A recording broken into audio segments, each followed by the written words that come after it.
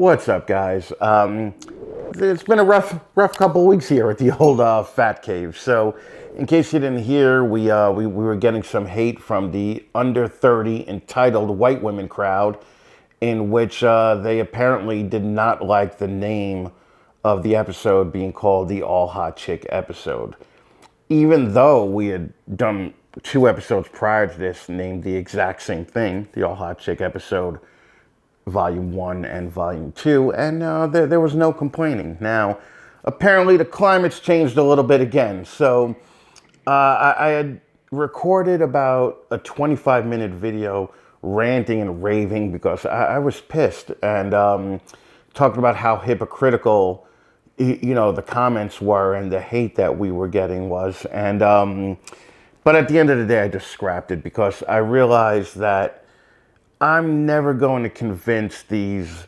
liberal, offended by everything people that this show is worth their time. The one thing that I would like to kind of get across once again is that this show and the podcast is not really primarily a reptile show. It's primarily a comedy show that reptile people like to come on because I've gotten, I've made friends with a lot of these people over the years that I've been in this business. Now, if the people that were hating on us took the 2 seconds that it would have took to go to the Snakes and the Fatman website, they would have realized that. Some of them were pulling posts from Facebook that I wrote in 2012 trying to be funny and sarcastic and calling me sexist and racist because I was making jokes.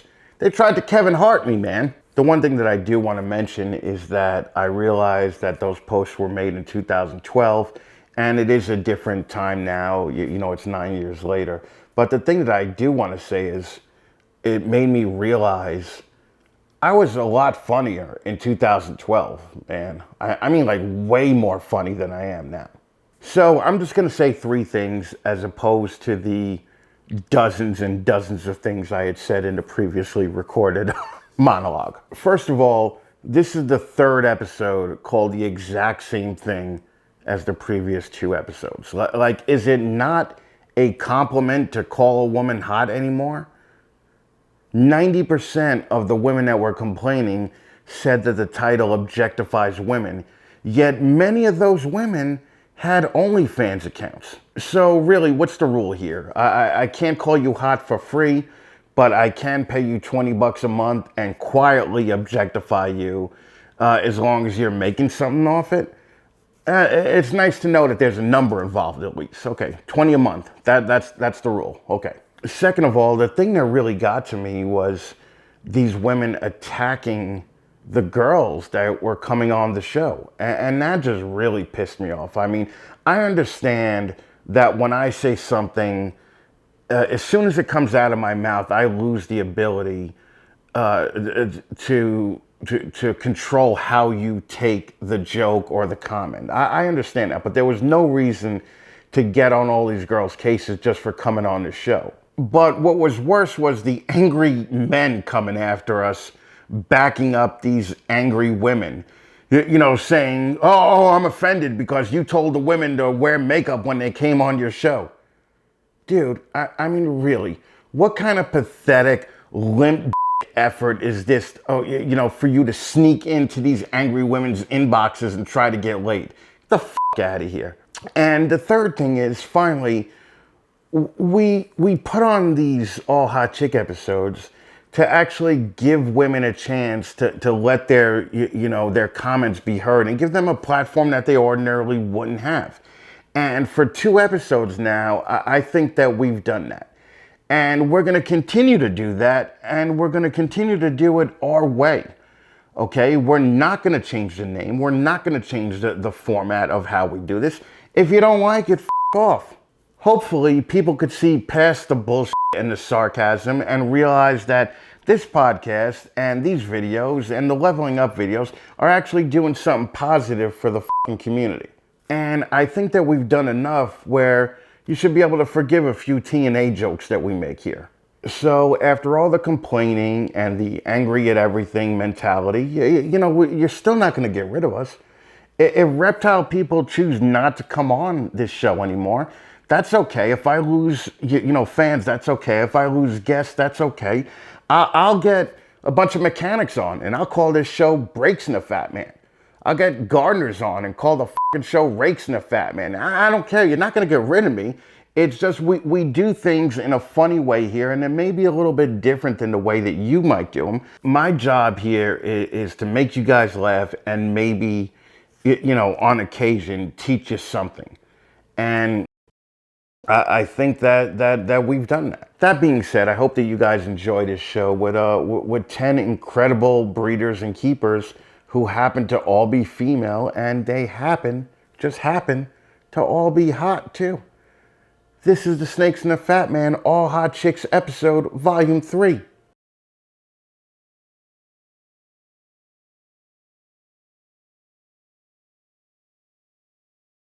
All right, so what we're going to do is we're going to have everybody introduce themselves real quick, and we're going to start with Rachel over at Lone Star, and just tell everybody where you're from, what you do, and what you produce.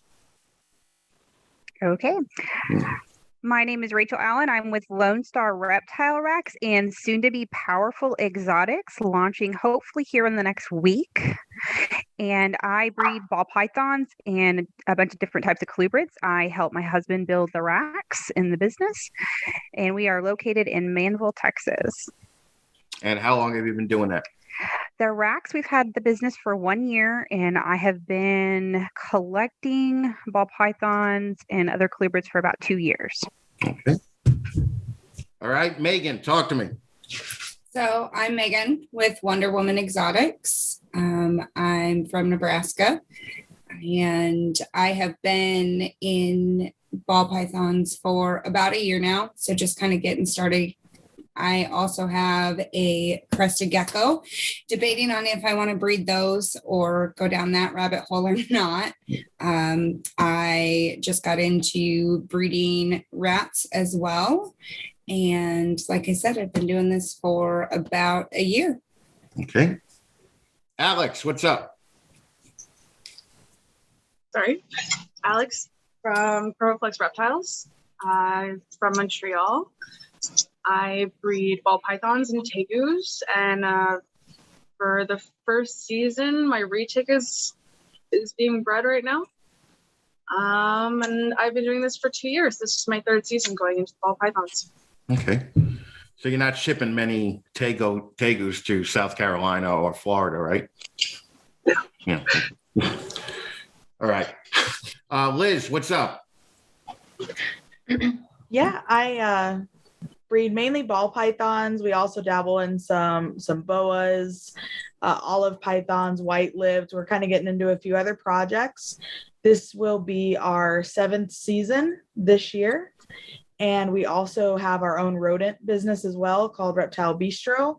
We mainly are just supplying locally right now. There's not a lot of places around us to get live feeder rodents, unless you want to go to the pet stores that charge like $10 for a medium. So it's completely ridiculous.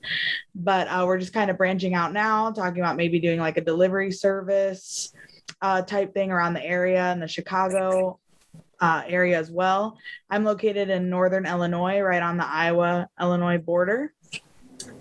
And yeah, that's about it for right now. But we are branching out into different things every year. Okay. Maria. Had to unmute myself. Whoops. My name's Maria. Business name is Endbringer Exotics. I do a little bit of everything.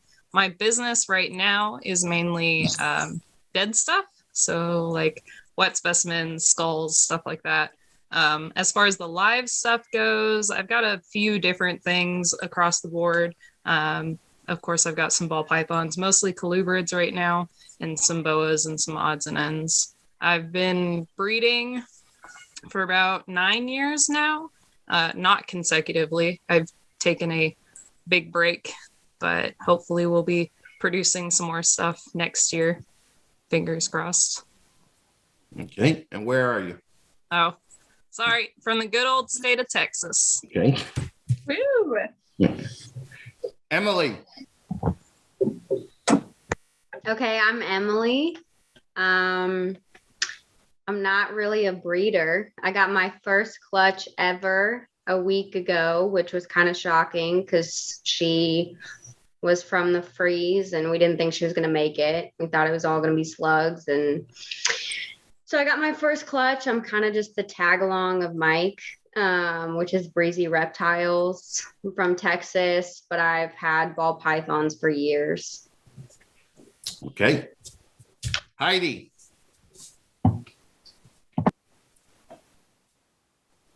There you go. My name's Heidi Dunlap. I'm with Southern Star Reptiles. We're in Texas, just south of Dallas. We breed ball pythons and Leachianus geckos, and we started the business in 2012. So like 9-10 years, something like that. Okay. Kim. Hi, I'm Kim. I'm from Ontario, Canada. My business name is Snakes and Barbells. I actually haven't had any of my clutches yet. I'm going to be starting breeding next year, but I've been keeping ball pythons, colubrids, boas, probably for a couple of years now. Even when I was a teenager, I had them. So I've been slowly raising up my females from hatchlings and babies. So next year, I'll actually have some breeder-ready females. So I'm hoping to get some clutches laid, hopefully by next year. So that's when I'll start to promote myself a little bit more. Okay. Mm-hmm. Valina.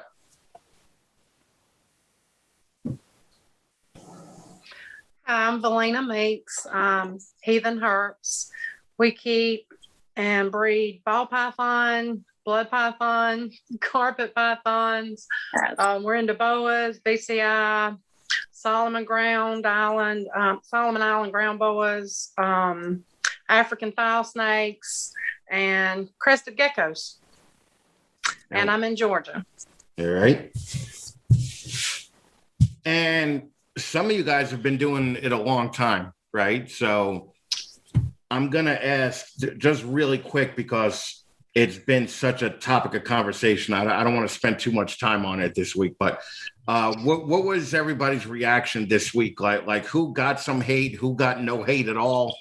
And, I'm just going to let you guys chime in. So just don't talk over each other, but let's start with Liz. Yeah, so I didn't get any backlash from this at all. I posted it, Instagram, on my story, on my Facebook, pretty much anywhere I could think to promote it. And I didn't receive a comment, a message, nothing. I'm very real on my page.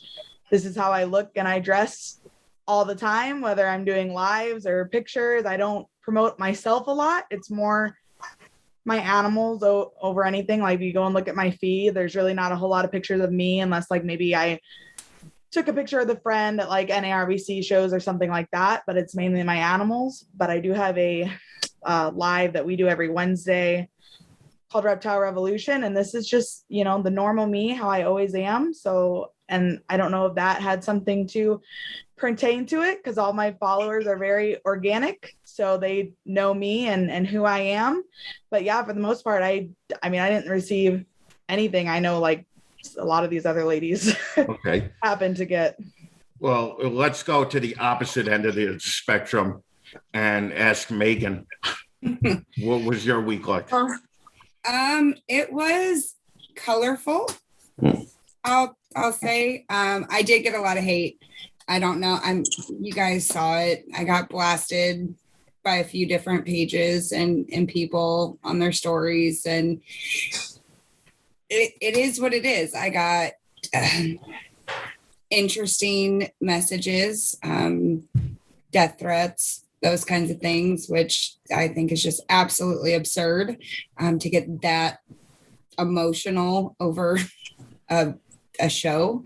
Yeah, especially this dick and fart joke podcast. Right.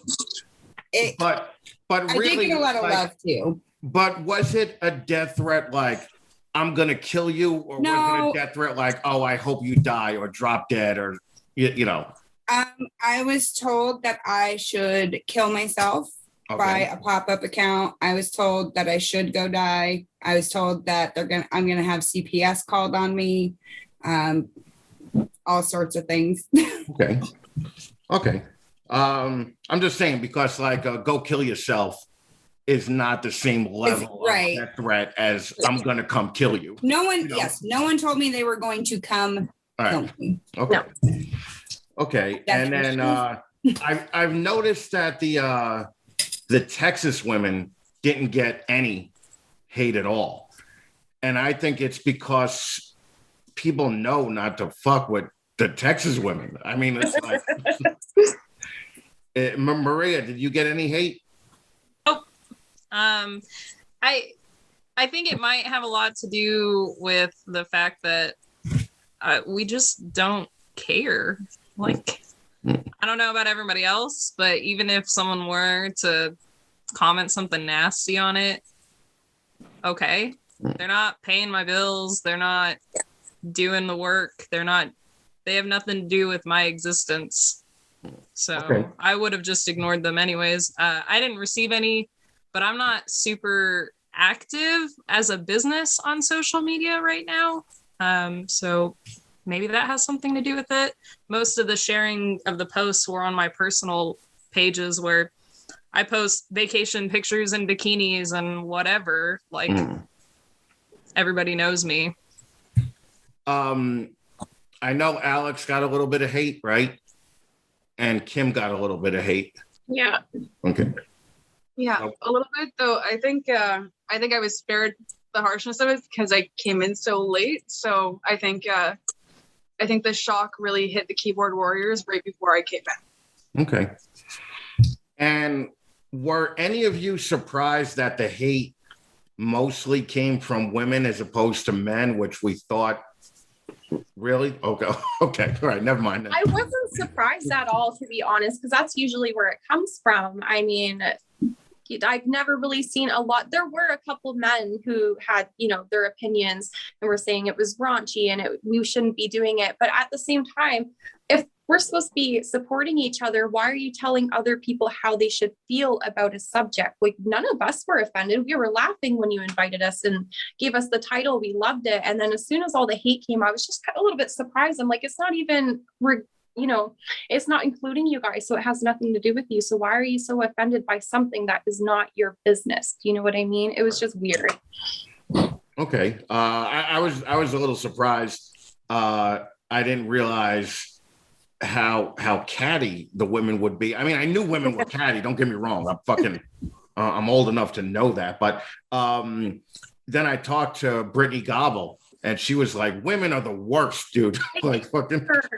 And that was pretty obvious when everybody started shaking their head all at once. So all right, I don't really even want to stay on that. I just wanted to address it because I felt like we had to address it a little bit. But let's talk. I just want to kind of go over everybody's experience. Like, for instance, Heidi, when you guys started to do this as a business, what made you think, oh, we can make enough money at this to maintain a viable business? Like, what was the thought process? I mean, we both had jobs, so it was just kind of, I don't know, I guess it was kind of Jack's dream job. And I was just interested in them. And so I just kind of supported him through it. But I mean, I have a passion for them too. So. Well, when did you get pulled into it as much as that? So I actually bought him our first Christmas together. I actually bought him a lot of 20 rainbow boa babies. Nice. So I kind of kickstarted it. Like, he was really talking about wanting to do it for a business. Yeah, I just kind of surprised him and said, "Here you go. Here's a start." So. And rainbow boas. Yeah, those are mean little suckers. When they're babies, they're awful. Yeah, they're horrible. Oh, they're awful.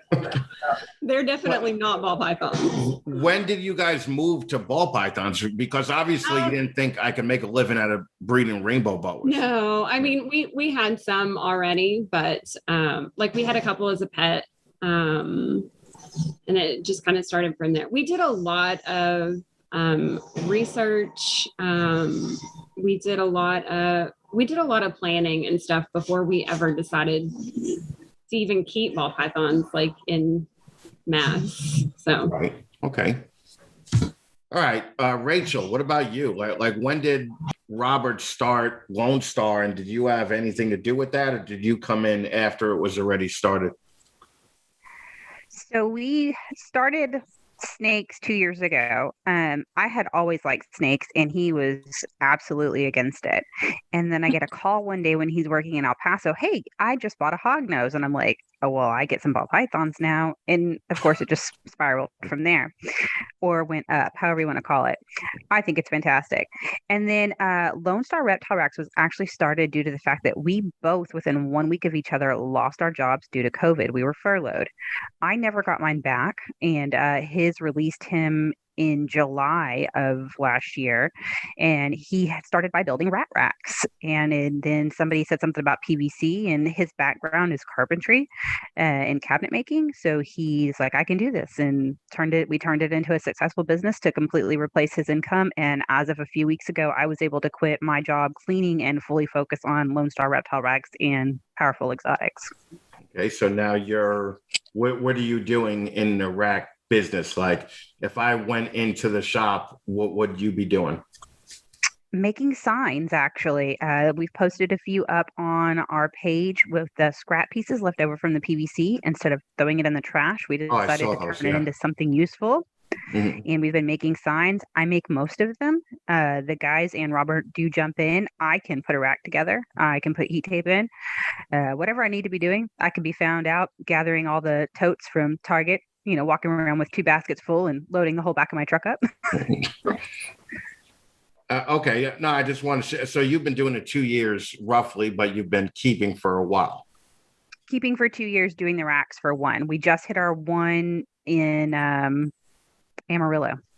Okay, and how is that holding up with the plastic shortage and everything that's going on now? It's been a struggle. We've been very blessed, though. We have a good relationship with our plastic supplier, and that's helped out a lot. Okay. All right, Emily, I know nothing about how long you've been with Mike, how long you've been helping Mike. I know nothing about that. So tell me about that. So Mike, it's been close to a year and a half. And I actually met him through the ball pythons. I bought the snake that actually just laid from him as a hatchling.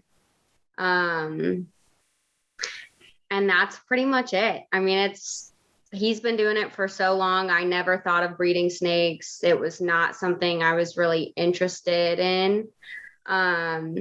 Until, I got to really see what Mike produces. And then I got to meet Heidi and see what they produce, and Maria. And it interested me, like the amount of different things that you can make and do with them. But I had normals. It was nothing cool. I didn't do anything cool, had zero plans on breeding.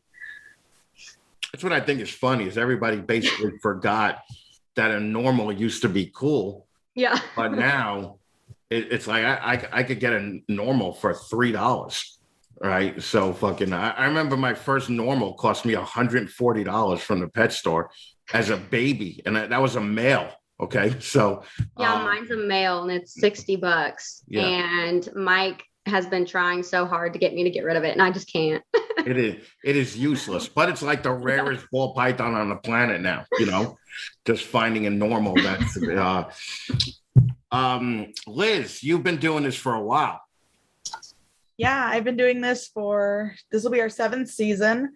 I started breeding ball pythons when I was 18. I'm only, a little before that. I'm 24 now.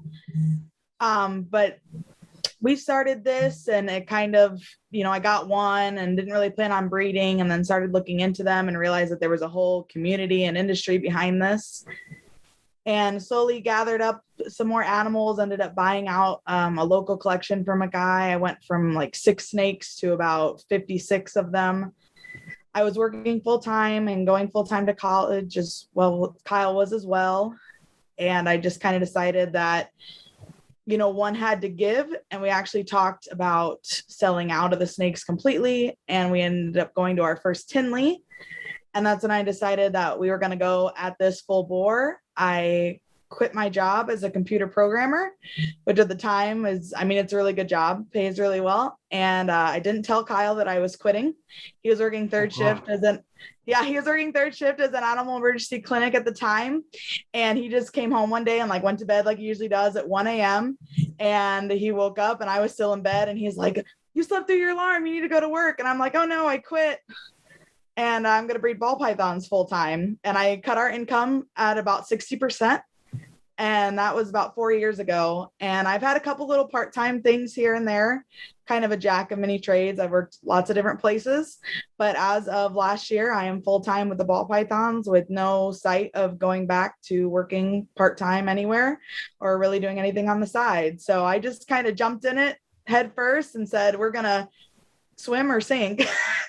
And that's where how much did that look of disappointment sting that was on his face when you said the dumbest thing to him, like, I quit my job to breed ball pythons? Yep, completely. It was a full blown out fight. What? There's no way, you can't do this. I was 18, working with full benefits, 4 weeks paid vacation, making $80,000 a year. And I hated my desk job. I hated it. And I said, I'm done. I'm going to go do something I want to do. Oh, I could understand. You really must have been beat down at 18. Yeah, I know. Life must have really beat you down. Yep. You've been alive 18 whole years. I know. Yeah. It was horrible. Yeah, I know. This is it. I'd worked there for a year and a half. So I was almost 20 when I quit. Oh, my heart bleeds for you. All right. Maria. Yep. How did you decide to and what made you think I'm gonna put dead things in a jar and sell it, and that's coming from it's gonna make me money? What was your thought process behind, you know what, this is horrific and this scares children. I think I'll make a viable part-time job out of this. I can see Heidi cracking up so hard over there. I knew this question was coming from you. So you want the live animals or you want the dead animals? You seem to be focused on the dead animals, so we can start there. Well, let's start at the dead animals, because that's what I find more interesting. And don't get me wrong, I find it interesting as fuck what you do, because you're different than everybody else here. I mean, literally nobody does what you do. So how did that start? I'm a sciencey person. I love biology. I like studying science. It's always my favorite to study. When I was a kid, my first ever wet specimen that I made by myself, I was a kid. We went deep sea fishing. We caught a shark. It was really cold. It was winter. She passed away before she could be released. And so when we were cutting her open, they were babies. So I kept one and put it in a jar, and I thought it was the coolest thing ever. And I still have it to this day. It's a black tip shark. But I don't know, somewhere along the line, I started making them for myself. And I was going to school for my bachelor's in biology. And so the school that I went to, it was their first year of going. I was the first freshman class. And so their science department was pretty much bare. They didn't have anything. And so I was making wet specimens for fun. And I gave them some extras. And so I started selling them at the shows to pay for the chemicals that I was using for the ones that I was making for myself and for the school. So basically, I was just selling them to pay for the chemicals to make them for myself, honestly. I didn't really think much of it. I didn't think that it was going to be successful or that a whole bunch of people would be interested in it. And it's still hit or miss. A lot more people have started bending with wet specimens, which is pretty cool to see because everyone does a little bit different things. And I started doing the diaphanized specimens. So that's kind of what I'm focusing on now is the diaphanized and skulls. Well, I think that you have to explain what that means. The chameleon was that, right? So the chameleon was a diaphanized specimen. So diaphanized specimens go through several different chemical processes to achieve the look of being able to see the skeletal structure died without having to take it apart and put it back together again, which is really useful for studying, especially fetal specimens or things that aren't fully calcified yet, to the point where if you broke them down to bones, you would never be able to put them back together, right? Because until they're a certain age, those bones don't fuse together. You'll never be able to achieve a fetal specimen skeletal system as it's supposed to be otherwise. So I think it's really cool. I love looking at it. The chameleon came out awesome. It's my favorite one that I've done so far. But I'm working on a whole bunch of other stuff that's pretty cool. Like I just almost finished some little fetal Leachianus geckos. And I think the only person I've sent pictures of that to is Jack, and he was pretty excited about it.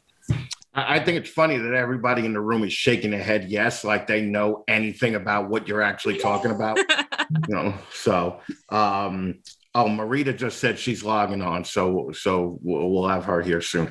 But what about the live stuff? The live stuff. Okay, so live stuff I started in this hobby at a pet store, actually. So I have a little mom and pop shop. It's closed now. He just closed this past year. But basically my mentor, he was like a second dad to me, taught me everything I knew about breeding snakes. And so I started working there as soon as I could. I dropped out of high school and I was working there. I managed that pet store for years until I got the job that I have now. I was breeding, we bred in-house for snakes and everything. So I was breeding stuff there. I got my first official pet snake from him and just kind of evolved from there. I started breeding on my own. And that was that. And how long ago was that? So I started working there. I mean, technically I started there as volunteer at like 14 years old.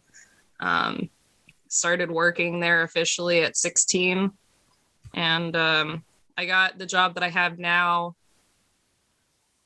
18 and a half-ish. So like 2.5 years of managing it for him. Okay. So how old are you now? You got, what are you, like 22? 24. I'm about, yeah. Okay. 24. So like 8 years, basically. Yeah. You've been doing this. Okay. Almost 9 years now. Yeah. All right. Valina, you guys have been doing this for a while too, right? We're going into our 4th year. Okay. So we, as a business, we started breeding and decided to turn it into a business about 4 years ago. And why did you think we could make a living out of this? We started, I mean, the more we looked into it, the more research we done, the more we learned and saw, like I've been a keeper for years. And way back when, kingsnake.com, I think was the site I used to go on and dream when all I had was a normal ball python. So when we had an opportunity to start breeding, and then I saw how it had exploded, it was just, and found Morph Market, I'm like, hey, we can do this. You know, I'm excited about it. And I saw all the different morphs that are out now. So we started with ball python. I've been a keeper of ball and boa, but the more we got into it was the more we wanted to branch out, and we just can't get enough. Okay, and this is you actually do this full time, right? I am now. I still have my regular full-time job through October of last year. Due to COVID, I had started working from home, and then we made a move. We also moved last year from Southeast Georgia into Northeast Georgia. So at that point, I was looking for work, but then at the same time, I've got kids, so I'm at home with kids and so many other things happening. I just like, okay, well, I'm going to do this full time. So that's what I'm pushing for now. Okay. Full time. Now, out of the 9 of you that are currently here, or 8, how many here? 1, 2, 3, 4, 5, 6, 7, 8, 9. 9. All right. How many of you have children? Oh, gross. Okay. God damn it. You guys are fucking part of the problem, man. Hey, I'm pretty sure you liked my kid when you interviewed him. No, your kid was actually cool. Yeah, your kid was a little badass, but only because he complimented me first. You know, like he came up to the table and he's like, listen, when I met you yesterday, I didn't know that you were Chris Eaton. And I just wanted to say, I love you. And I'm like, your father lets you listen to my shit? I'm like, go tell your father he's the worst father ever. You know? So Nah, he loves listening to you. no, he's awesome. So yeah, no, I definitely have a limited amount of children that I'm allowed to like. And it's 12. Okay. So I'm like Jesus like that. Okay. So 12 kids, any new kid replaces one of the 12. So that's just the way we roll. Okay. So I can never have more than 12 because 12 is my threshold. Now, Alex, you are not really new at this, but you don't really, like, you don't breed as a job, right? I'm trying to make it into a job. Right. Okay. So I'm going to ask all you newer people now, like, what would you have to do? Like, what's a number that you would have to make having this as a job realistic? As opposed to doing this in addition to a regular job, like all the old school people did prior to them getting into it. I guess in a way I was kind of fortunate. I was in a car accident 4 years ago. Oh, that's very fortunate. Yeah. Okay, cool. Good for you. But right. in Quebec, the car insurance that we have pays for you if you can't go back to your job. So it supplements your not pension, your salary. And I have not been able to go back into the transport industry. I was in the maintenance transport industry. And the doctors have made it clear to me that that's not going to happen. Okay. So I've had to look for an alternate job. And I just happened to find a passion in doing this and went forward with it. So I've been lucky with not being lucky. Okay. Well, and you're you're one of those weird people that take these totally inappropriate pictures with your tegu cuddling up with you and letting it come into bed with you and doing shit like that. Like what's going on with that? But you do heavy tegu training, right? Yeah, I do. Like you do socializing, like not like McCurley does, but in your own way of socializing, right? Yeah. So when I first got into tegus, I knew nothing about tegus. I had my ex's 20-year-old tegu that was an absolute puppy dog. And he slept in bed with me every night and everything like that. So that's what I got used to. And then when I picked up my first tegu, Rubius, he came into bed with me right away because that's all I knew. I never did any research before that. I never actually looked for anything because my ex had called himself a reptile expert, and you know how that goes. So when I actually did start doing my research, I found out, no, they need a lot more than this. But meanwhile, Rubius had spent his entire time roommating in my bed with me. And we just kind of built a bond that way. And I do have a video on YouTube that I posted up. I have taught him a couple of vocal commands. One of them being to release when he bites, because males get horny, for lack of a better term, and they tend to act out. They tend to get an inappropriate bond with their female owners. And he goes and he tries to like nip or tries to hold on the same way that he would do to a female tegu. The difference being that my skin is obviously more sensitive than tegu's scales. And I taught him a vocal command to release when he does that. So you're basically saying the tegu tries to fuck you? The tegu tries to grab me in an inappropriate way. So okay. Sexual harassment in some way.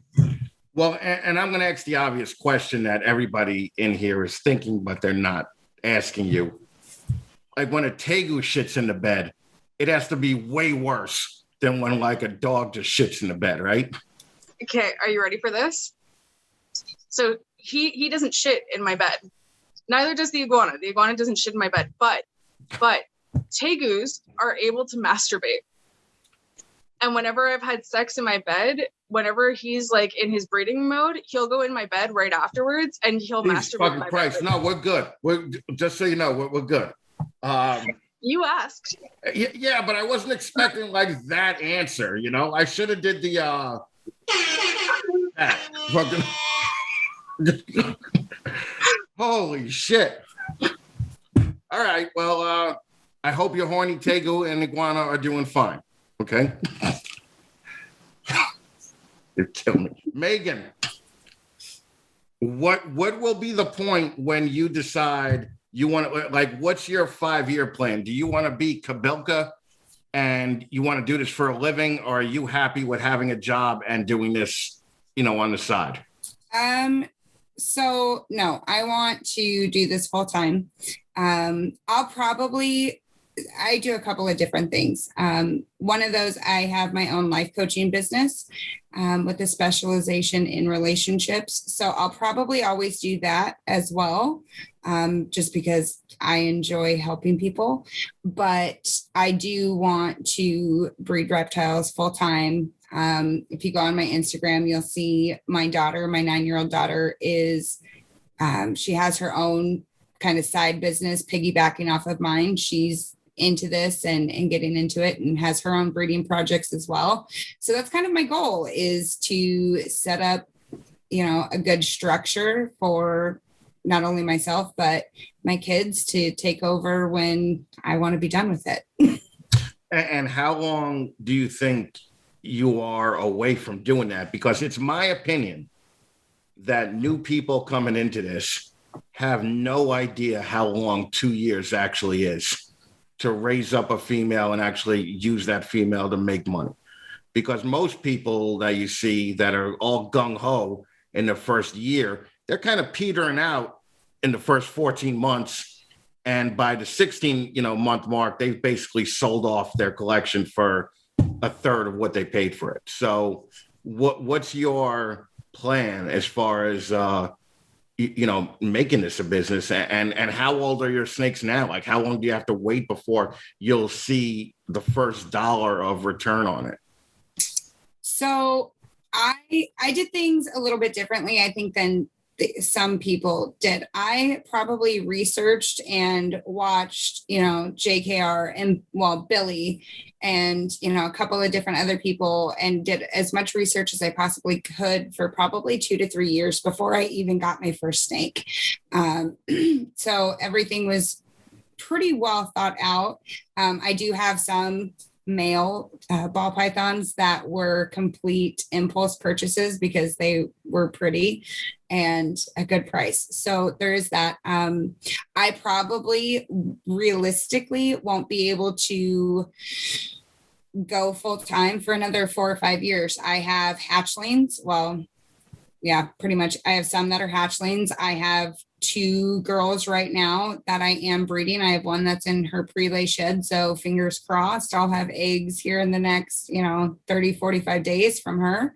I have another girl that I'm hoping drops. I'm not sure about her yet. I have some that are at the, 900 gram mark. So they're kind of all over the place. I have babies up to girls that I'm trying to get eggs from now. Okay. So 4 to 5 years. Mm-hmm. That's my goal, is about 4 or 5 years. If it takes longer before I go full time, it takes longer. Okay. All right. No, I'm not relaxed. I'm not saying anything. I'm just like, 4 to 5 years is a long fucking time. Mm-hmm. I mean, there's a lot of shit that could happen in 5 years. I'm not discouraging you.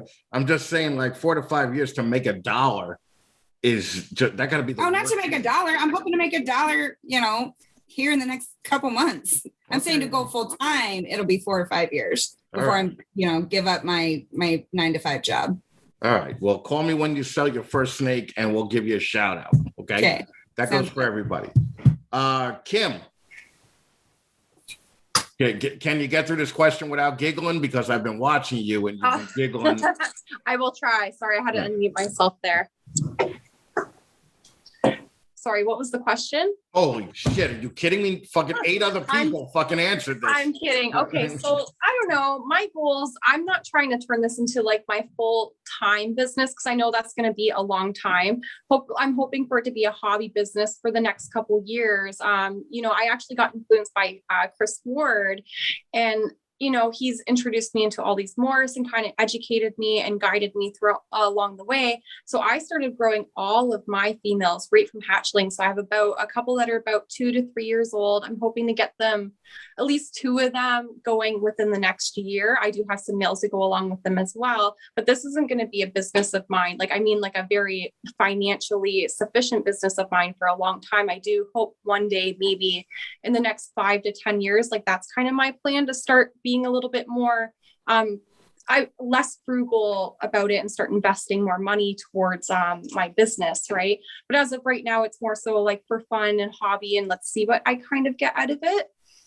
It was more, I kind of was more so at the keeper stage for a long time, like years ago until recently. And I was like, you know what? No, I'm going to do this. It's something I really want to do. So now I've been actually a little bit more focused in the breeding aspect instead of just, obtaining my animals and keep purchasing. Now I kind of have the set amount of females that I wanted to kind of breed with, and I'm stopping right there, and I'm starting to obtain the males while I'm waiting for them to kind of grow up a little bit. So I'm still at that very brand new stage of my business. Okay. I'm going to ask a surprise question. Because, sure. And not just to you, but to everybody. How much money, and I asked this question to all the guys, okay? Sure. How much money have you put into this from the time that you started until now? Ballparking for me, I'd say a couple thousand. Okay, so that's not horrible at all. Okay. No, not at all. And I got a feeling this is going to be the same answer for quite a few of you. How much money have you made back since you started doing this? You could say it. Go ahead. Ballpark it. Ballpark it? 0. Right? Yeah. Okay. Let's move on. Kim's obviously in the zone. Rachel.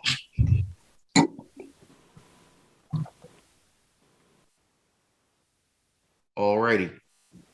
Are we on some kind of delay here? Rachel is frozen. That's that fucking hotel internet. Rachel. Okay, it just started acting right. Okay, there we go. Now I can hear you. All right. So how much have you put into this versus how much have you gotten out of it? Well, I've made some pretty significant investments in this past year.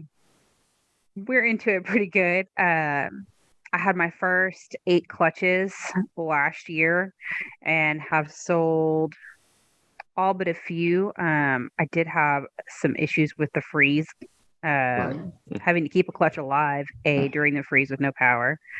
And I've had several pass since the freeze that just were failure to survive. So making back not nearly as much as I'd like. Probably only made back about $2,500 as to where I've invested probably closer to 10 grand so far. All right, Alex, what about you? Well, I originally started off building my collection and having a rescue at the same time, which was obviously not the right move. I lost my entire first collection after investing quite a bit of money to an illness that was brought in by another snake. So I'm on my second collection now. And I've easily invested over $60,000, $70,000. Okay.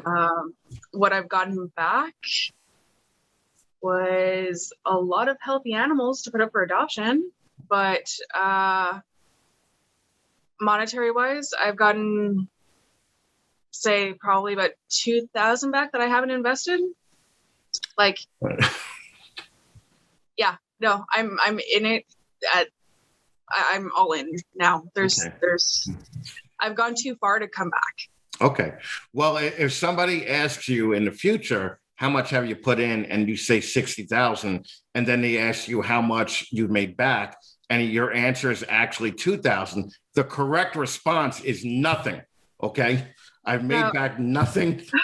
And that's okay, because everybody's, like, we didn't make money for, 5 or 6 years. So it's all good. Now, I'm almost afraid to ask Liz, because Liz is just like a wild motherfucker that like will quit her fucking job to do this. So Liz probably spent all her fucking husband's credit cards and maxed everything out and then told him about it a week later.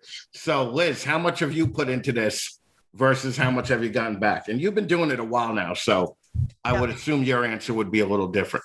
Yeah, so 7 years. We've probably put about 65, 70,000 into this.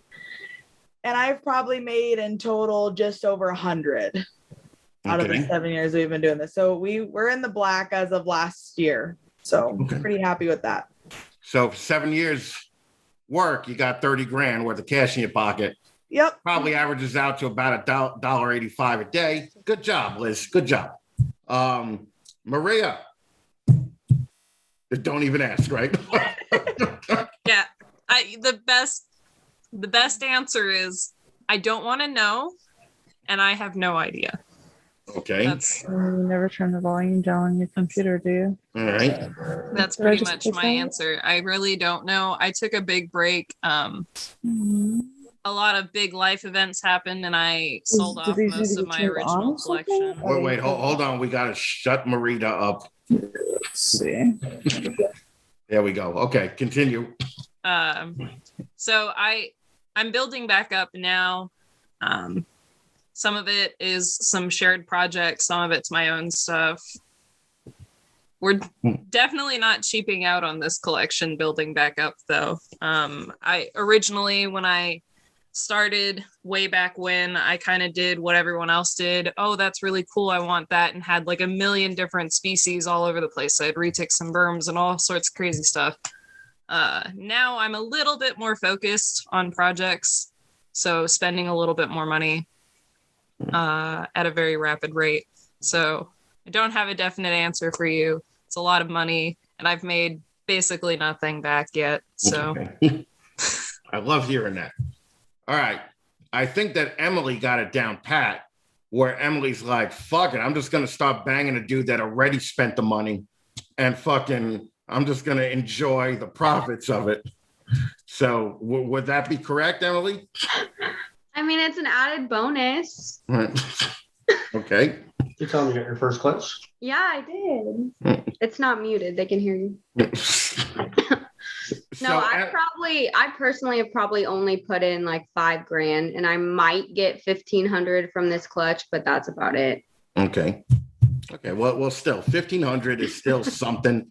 It's it's better than zero. But it's still, for the amount of time, it's just like, gross.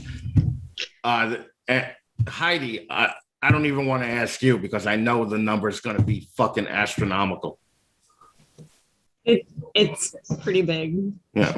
Like I think we, from just straight like investing and then reinvesting, there's probably 250,000. So last year, I think our revenue was like 60 grand, and I think we spent 50. So our net was like 10 for last year. So that was the first year we've actually had a net gain. So okay, it works. Second year. Yeah, he's yelling second. Okay, yeah, I heard it. All right. Valina, how much? You know I'm going to make fun of you, especially because I know you guys just buy shit for fucking no reason at all. But go ahead. No, we don't buy for no reason at all. I mean, there's a plan, but in the beginning, we did, like everybody else, make impulse purchases and buy into some lower end things that really, we made rookie mistakes, like the majority of us do. But I don't even know the number for how much we've invested, but I would say it's somewhere probably upwards of 50, 60, 65. Cash flow, we sell, things move. But we're not in the black. I would say we're definitely still in the red, and we constantly reinvest. And this year is we're hoping for this to be a bigger investment year because I'm moving more into what I want to do with the boas. So more money has already went in. More money's going into racks. We've had to expand our rodent production. We do our own rodents.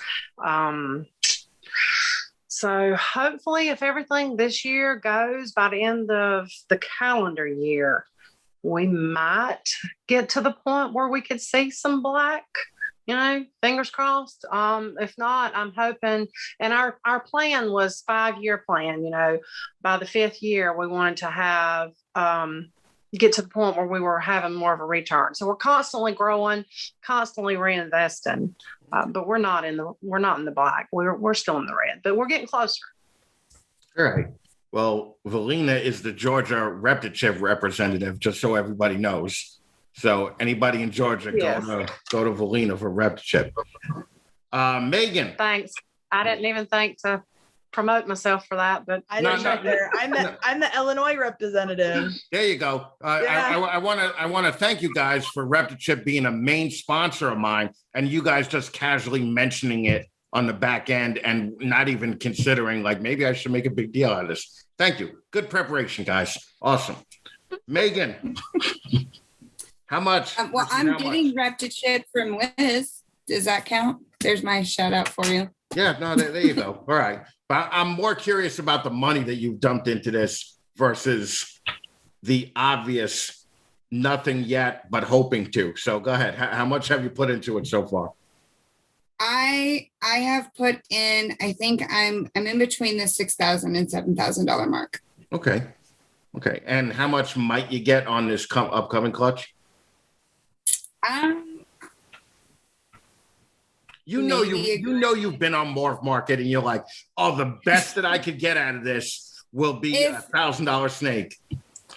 And so if she lays the 6 to 8 eggs, I'm hoping that I can get about 1,500. Okay. Well, 1,500 off of 6,000 in the first year is not a bad return. Now, if you tell me you've been doing this for 3 years, 1,500 is dog shit. So, but good. I hope you get the 1,500. Kim. Hey, everybody just as long as Sorry, you don't talk. I keep mine muted because I don't want you guys hearing me breathing. How the fuck loud do you breathe? What are you, like fucking Darth Vader? Like fucking. So to answer your question, I'm pretty sure I was the first one to go, but I'll do it again. I've invested a couple to a few $1,000s. Like I said, I just started out recently for the breeding aspect. So I spent my money on my racks and my females, and I just started. Wait. Oh. No. Whoa. Yeah, you're right. We already went over that. Okay, never mind. So right. Let's bring Marita in real quick. Marita, can you hear us? Yes, I can hear you guys now. Hi. There you go. What's going on? Oh, I am in Fort Worth. Life is beautiful. I'm on the show with you and all these amazing women. And what more could I ask for on a Friday night? All right, let's not start licking each other right off the bat, okay? Fucking. Don't be sad just because you left out, Chris. Calm it down. Now, I'm just going to play catch up with you real quick so you could answer all the questions at once, okay? Okay. How much blowback did you receive this week, if any? Quite a lot. Okay. Was it go kill yourself? Or was it just like, fuck you shouldn't be doing this? Mainly, yeah, that you're a piece of trash and that I'm a piece of trash. And, just that I'm worthless because I, am not but ugly, and that people hate me pretty much. Okay, cool. Okay. Now, when did you start doing this as a business? 8 years ago. Okay. And what made you think, hey, I'm good? You don't just do reptiles, right? You're a teacher and you do all this other shit. So what made you think, oh, I can make some money off these reptiles if I decide to do this? My thinking was more along the line of I'm going to do it no matter what. So it'd be nice if my animals could at least support themselves. And now they do, which is really nice. Okay. How long has it taken you for the animals to support themselves?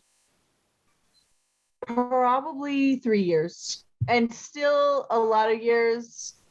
I mean, I wouldn't plan to live off of that. Not wanting to do everything that I do. That is the ultimate goal. But I also love my career. And so it's not something I'm super set on. I work with animals for the fun of it. And if one day I become ultra rich, that'll be great. Okay. Now, from 8 years ago, how much money have you put into this versus how much money have you got now? I've probably put in, gosh, at 70,000 and gotten about 100 back. Okay. Another one, 30 grand in 8 years. You and Liz. Not terrible. There you go. That is terrible. That's like $1.80 a day. That's horrible. Hey, I'm having fun. Mm-hmm. I'm not going to complain. Yeah. Having fun. Now, and you don't have a main species that you work with, right? You basically do everything. You're not a ball python. Yeah, I really do. Girl. Okay. So you do venomous and you do all this other shit too, right? Mm-hmm. Cool. Shake your head. It's great for podcasting. We're on video, but yes. I work with a huge range of things: reptiles, amphibians. I like monitors. I like terrapins. I like crocodilians. And then I do like small livestock and hedgehogs and trying to think. Invertebrates, obviously. I work with quite a lot. So, yeah. Okay. Now, we're going to talk. Well, let's start with Rachel. Are there any animals that you keep that aren't ball pythons? Yes. I have several different types of colubrids, corn snakes, Mexican black king snakes, Arizona mountain king snake, some milk snakes, lots of hog noses, bearded dragons. Okay. And I have a Vietnamese blue beauty who is one of the loves of my life, and he will not be bred. Okay. He's just my pet. Okay. Oh, and a boa. We recently got a boa, and we were probably going to keep going with that. So you're going to breed boas also? Eventually, we're going to pair next year and see what happens. Okay. Alex, what about you? Like you have, how many animals do you have? I've cut down. I used to have 130. Mm-hmm. And then now I have 56 ball pythons. I've got 6 tegus. I've got the iguana. The iguana is not to be bred. The iguana is a jerk. Okay. Not to be bred. But he's also lovely, apart from eating my notes before tonight's podcast. I've got the dog. I've got a copper python that's off on a breeding project. I've got 2 boas, one that'll be bred next year and one that's away on a breeding project. And I've got my retic that's on a breeding project right now. Okay.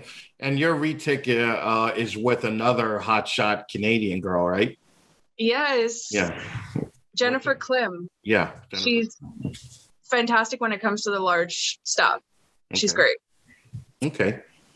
Liz, anything else besides shitty ball pythons?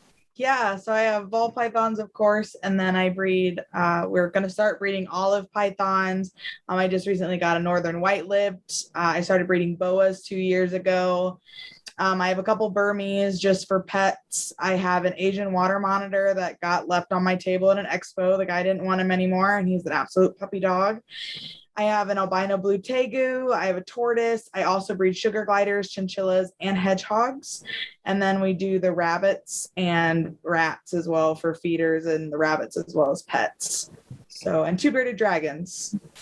And then Kyle does inverts and isopods as well. Bearded dragons. I mean, they're just as bad as ball pythons. They're just pets. They're just pets. Yeah. I have my 6-year-old daughter. They're hers. She loves them. They're a great beginner reptile. So. Okay. Maria, you have everything. Do you actually have a pet out of those 200 different animals that you have? Dead or alive? I mean, that's still... I just want to bring up the point that Maria had a dead cat in a jar in Conroe. Okay, it was the most horrific.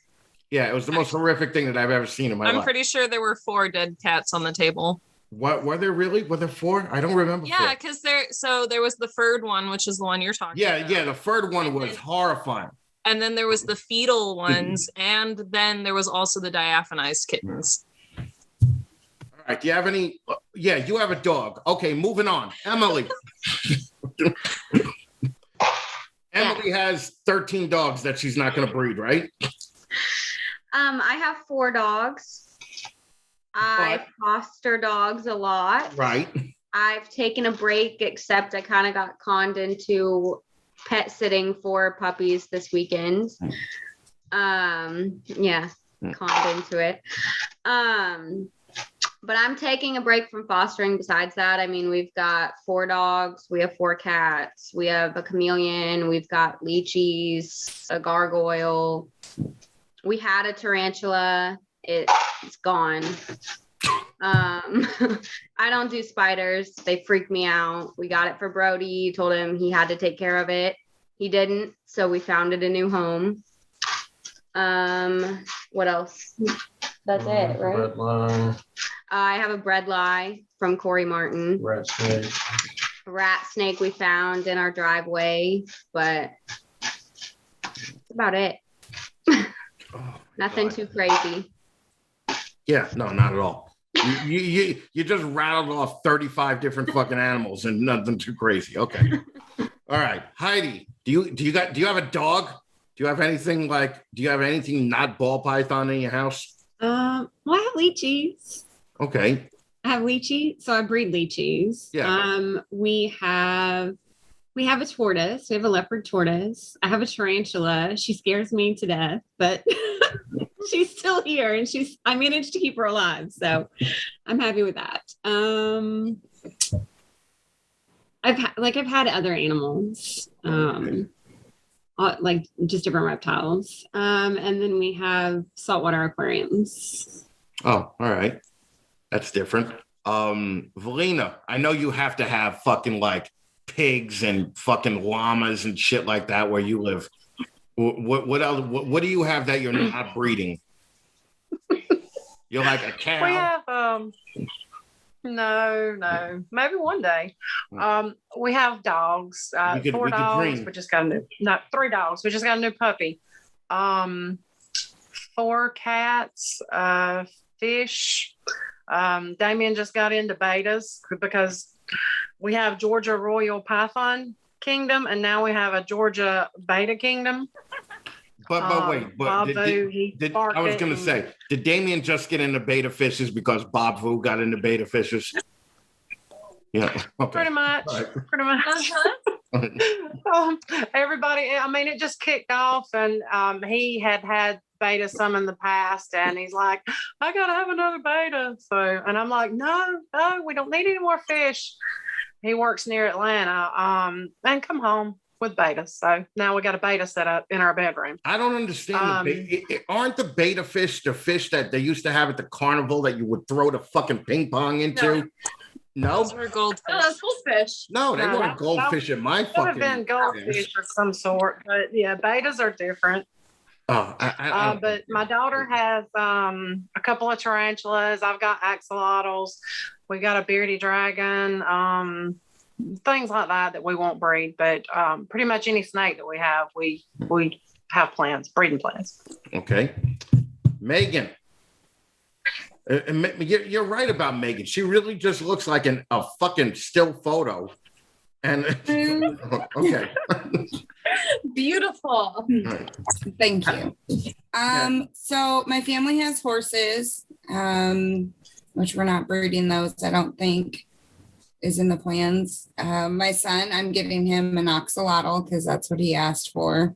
I have the crested gecko, which I may or may not breed in the future. Trying to think what else. I have a dog. Yeah, I think that's it. Okay. All right, Kim.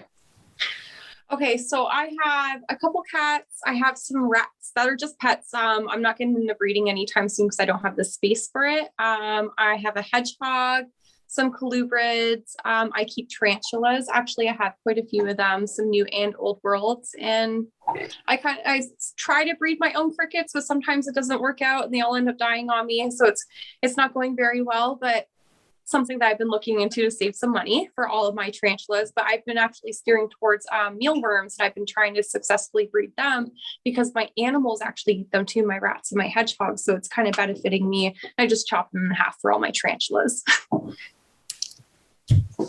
God damn it. All right. Beautiful.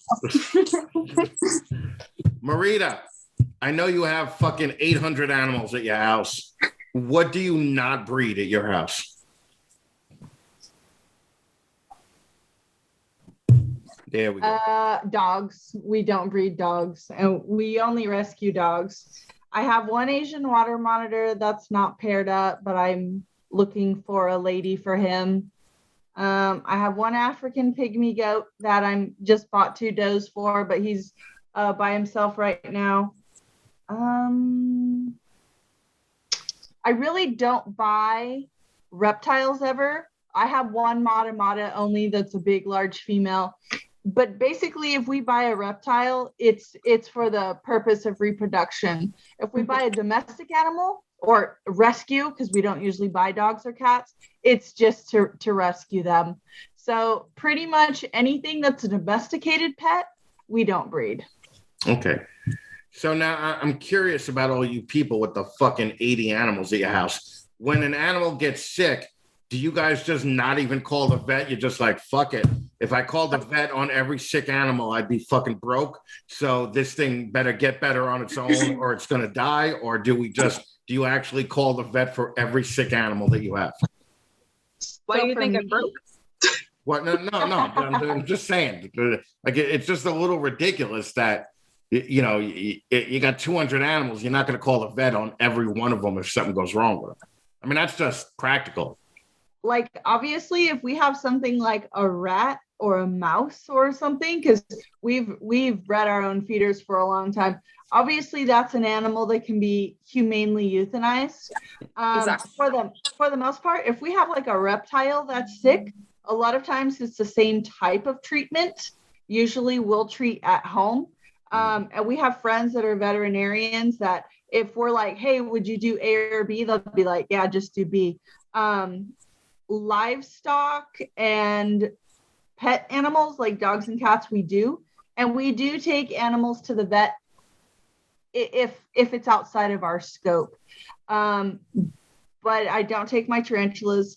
I will not take a small animal like a hedgehog or a rat or a mouse to the vet. Or I have taken a sugar glider to the vet because he broke his leg and the vet was like, you would do better than I did.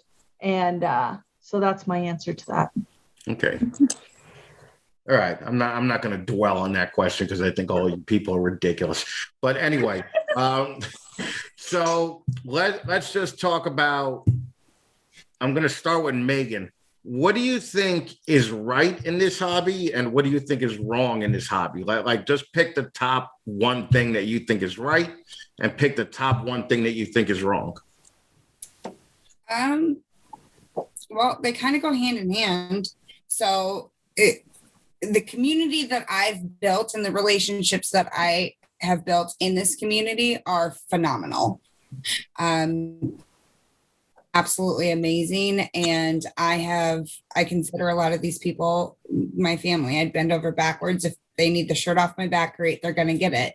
On the flip side of that, though, there are, as we've kind of experienced this last week, there are people that if you don't fit into their mold, they'll put you up on a pedestal, you down, and go hanging for it if you don't fit into their ideology, or if they disagree with you, which I think is just absolutely ridiculous.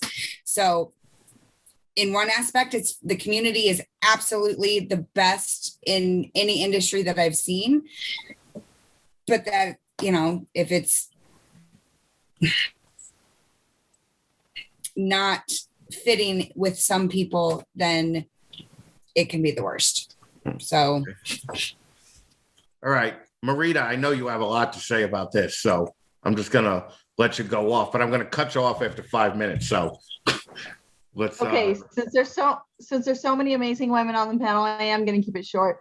Obviously, I'm an educator. The reason I started my channel was for the purpose of education. My greatest thing, my favorite thing about the hobby is being able to educate people through science. And I think the worst thing is ignorance. So that's hatred of animals due to thinking like snakes are bad, evil, dangerous, blah, blah, blah, but also hatred toward each other. It's just ugly and it's unnecessary. And you people need to grow up. Okay. That's it. That was shorter than I expected. Kim. I was ready for that one. Right. You know what? I thought about this for a couple days. The positive, it was nice to make a lot of friends, and I consider a lot of you guys family. I've been very grateful about that. I finally fit in somewhere, which is very nice. The negative, I am so sick and tired of seeing a lot of people pushing away all the new people trying to come into the hobby, all the new keepers. We're supposed to be welcoming these people in and educating them and teaching them and, leaving a mark for them to continue this whole legacy while everyone's trying to shut them out. How are we supposed to continue a great hobby without letting in new people? That's something that's always been a big part for me. Of course, there's those idiots who ask the stupid fucking questions, who drive us crazy, who make us roll our eyes. That's different. We can still educate them and call them an idiot, but to continuously push everybody out, all the new people, all the newbies. I was a newbie once, like we all were.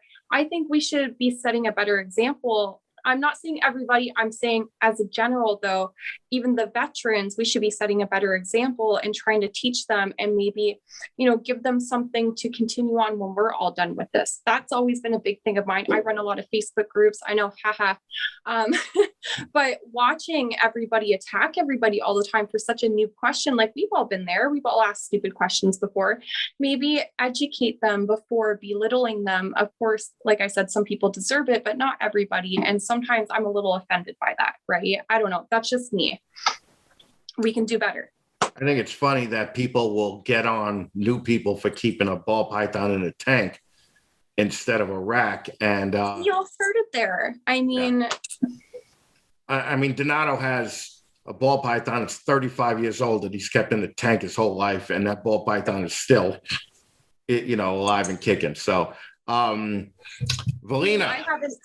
I have an 8-year-old king snake in a tank, and I don't care. She's doing great in it. Did you just give the finger to everybody?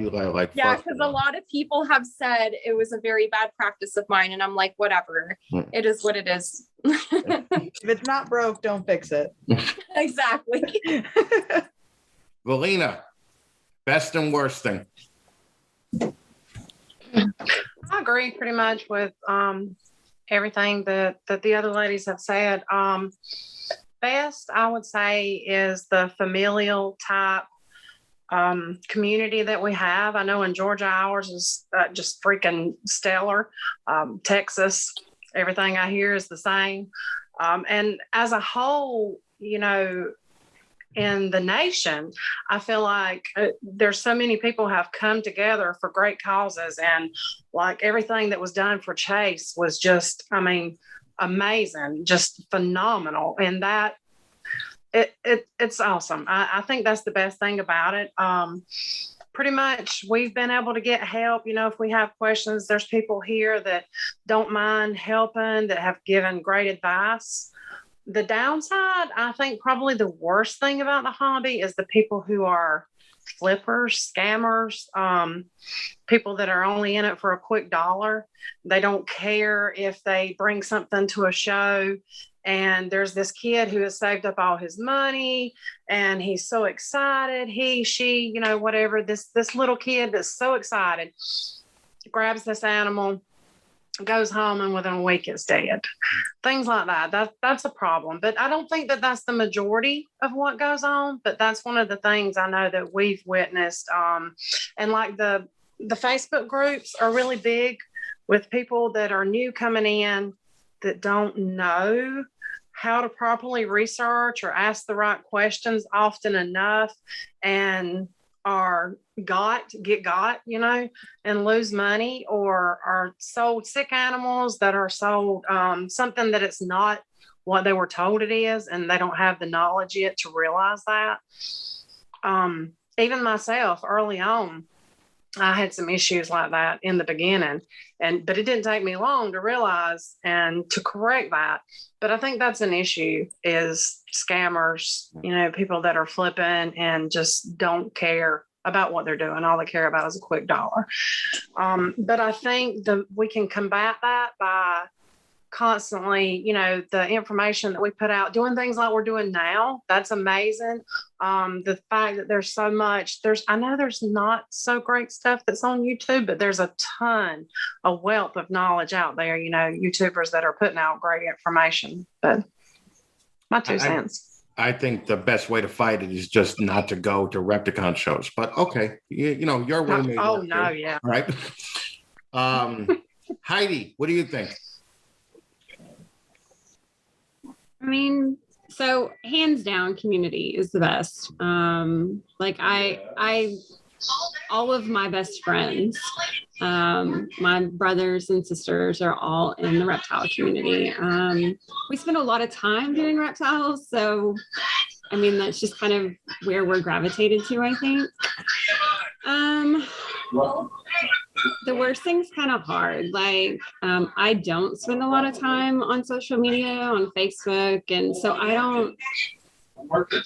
don't see the hate on Facebook as much. I just choose not to be a part of it in general, because I think in general people on Facebook are like that, not just in the reptile community. I think specifically for the reptile community, I think money's an issue. I think kind of like Lena was saying, people not caring and just in it for the money to try to make a quick buck. And I kind of laugh at some of them, because some of the people that come in and they spend a ton of money and they have no idea how to take care of the animals, and they all get sick and they die, and they just spend all this money because they were trying to make a quick buck. But I mean, I don't know. I think just in general, when it's more important to make money over taking care of the animals and taking care of other people, if you have the means to help other people, being able to do that. And yeah. Okay. Emily, best and worst. Mike said he's the best. Of course. Why wouldn't? But definitely the community, like what they said with the Chase, JT, Sean, all those pages helping everybody. I mean, everyone comes together, and I just think that's great. But I mean, same thing is just scammers, negativity, people not knowing what they're doing.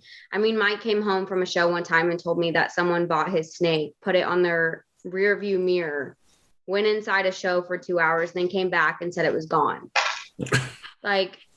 It's people that just don't, I don't know. They don't take it seriously. Okay. Maria. Uh-oh. Hey-o. I guess I'm mimicking everyone else. The community basically is obviously, in my opinion, going to be everyone's number one thing. Everyone comes together so well, even for people that you don't necessarily agree with on a day-to-day basis, will still help the same people that you're helping, and it doesn't really matter what you think or what your opinion of something is. When someone needs the help, usually the whole community comes together. So that's what I like about it. I think one of the worst things kind of plays into the whole new people, but also for just people you don't know, just kind of blowing people off when they're asking you questions or when they're trying to learn something or trying to buy something from you. If you don't, I see a lot of people make posts about this, and if someone's not saying, hey, I actively want to buy something from you within the first or second message, usually they get blown off. But I mean, if I'm going to be spending $500, $600 or more on an animal, I'm going to ask some questions. And I've dealt with that a lot. Even right now, I'm trying to buy some animals for projects that I don't have, and I've been getting blown off, and I'm not new to this hobby. It's just kind of something that everybody needs to work on, and myself included. Sometimes I'm not always the best at it, but I think that's something that everyone can continuously work on. All right. Liz. Yeah, so going off what everyone says, because I agree, community is the best thing in this industry, in my opinion. But another thing that I find amazing is the fact that we get to work with the animals that we love and all these crazy species that aren't your norm or domesticated animals, just having the ability to do so. And I don't know if it's necessarily the worst thing in the industry, but it's definitely something I think we need to improve on, is how little support that the organizations and the clubs and groups that allow us to keep and own these animals, especially like including USARK, how little support they get from, obviously not the women here, but a lot of people in the, reptile industry, just kind of, either not donating time, animals, money, whatever the case may be, to kind of help really be able to continue on, whether they're doing it as a job or just as a passion that they truly enjoy. And I think that brings us back to a lot of educational stuff too, whether it's a Facebook group or a local herpetology club or teaching kids or going to schools or just helping to educate people that these aren't big, scary, mean animals. And I think that combats a lot of the hate and criticism and just fear that people get, when we go to make these crazy laws that we can't keep these animals anymore. And I think a lot of people want to try to brush it under the rug and make it seem like it will never happen in our lifetime or it's not a big deal. But if we want to continue this industry for us and for our kids and, the future generations that are going to have this passion, I think it's something that a lot more people need to put a focal point on instead of thinking that someone else is going to pick up that slack. All right. Alex. I kind of follow with everybody when I say the community is fantastic and at the same time horrible. Sometimes it's, people are so passionate, which is phenomenal. You can find all different kinds of people. You can fit into whatever group because the groups are so varied. But, I have never been so touched and at the same time so hurt by any other community that I've been a part of. And it's like everybody else says, the way that some people from, who have been in the business for quite a while, the way that some people just like toss people aside or on Kijiji, the ones who are just selling stuff on there to make a quick buck, they bought it from somebody else who didn't know what they were doing, the snake's in bad condition or whatever. Even if you try to just send them a message telling them, hey, you know what, your snake has some really bad stuck shed. If you want, I can show you how to, do things, or I can educate you a little bit if you're willing to listen. And they just get back to you like, it's called Who the Fuck Asked You?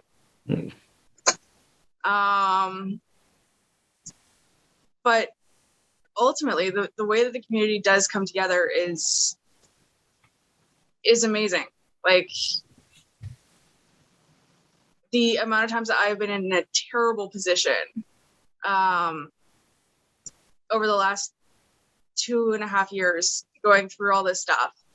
I have not had anybody from, like, I guess my personal life, my sisters, my friends. I didn't have any support from any of them, but I had support from the community that I came from, which was fantastic.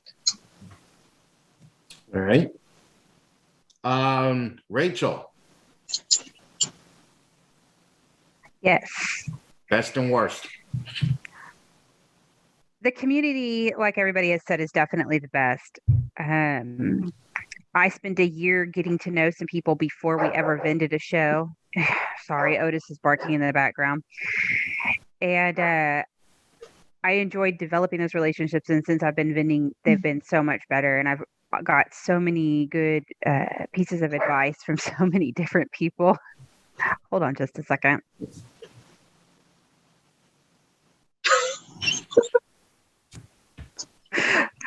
And the worst for me,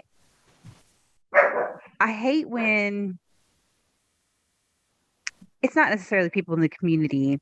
It's maybe people that come up to the tables, just assume because you're a female, you just don't know enough about what you have in front of you. And that irritates me more than anything else that I've come across. I haven't had a lot of problems having only been doing shows for a year. Just minor nitpicky stuff, in my opinion. Now, do you think that I'm surprised that nobody actually brought that to light a little bit more? Like, do you feel that you're not getting the amount of respect from men that you should get? I don't think it's just men. I think it's women as well. People will walk up and I'll try to sell them a rack and they automatically don't really bother with me, and they'll go over to Robert and he'll sell them a rack and completely close the sale. And I know everything that goes into him, not as much as he does. Obviously, he's the creator and designer and he's done, the work, but I can answer all the questions just the same. Sometimes when it comes to the snakes, when we have them on the table, he'll tell them, I don't know, you'll have to ask my wife, because that is my part of the business. I do the reptiles and he just helps if needed. But do you think that that's more of like a sexist way to look at things, or do you just think that, hey, 95% of the people in the business are men, so they're just going to ask the men there right off, like not even thinking, to ask the woman? Some of it probably. I think it's probably a little bit of both, personally, because I've been just given a look before and I'm like, okay, you're not going to talk to me or buy anything from me because you think I obviously don't know what I'm talking about. And, it's irritating, but, just move past it. It's the easiest thing to do. Okay. I do wish that people would pay more attention to it, though. Okay. I'm sorry, can I just cut in? Yeah, of course. Yeah. I wasn't thinking about it, but she's right. Even in the video that I put up on YouTube where I was teaching my Tegu a vocal command, where I had it posted, I had some Tegu breeders that are from the States and stuff come into my comment section and tell me that I was being ridiculous, tell me that I did not actually teach him what I taught him, tell me that I didn't know what the fuck I was doing, basically. Until I explained to them in my comments, then I got a public apology and comments afterwards. But the initial reaction is you don't know what you're talking about and you don't know what you're doing, until I have to explain myself further and getting acknowledged for it. Okay. But do you think that there's more of that in this industry than any other industry on the planet? I worked in the maintenance division of transport. I went through a lot of sexism. I went through a lot of different issues where I wasn't taken seriously because I was a girl. It's similar. Okay. I see Valina shaking her head there like fucking... What do you think, Valina? I know we've been going for a while, so I just want to... I don't know if everybody's ready to go, but Valina is furiously shaking her head. So, Well, I was agreeing that I do believe it's everywhere. It's everywhere. It's something we're going to deal with. We're going to see it in this industry. You see it in other industries. As a career, I come from the accounting world, and it's there. It's there. But thankfully, as far as the reptile industry, I've not had any major issues as far as having to feel like I've been disrespected. But I know I've heard lots of other horror stories, but I do believe it's everywhere. And that's what I was shaking my head with, is that I'm in agreement that it's not just this hobby. Okay. Okay, I have to talk, Ben. I knew Marita had a chime in. I was trying to keep it general with getting hated on, but it since you're asking, I started my channel almost 10 years ago. So being out in the public eye, people from all over the world send me messages every day.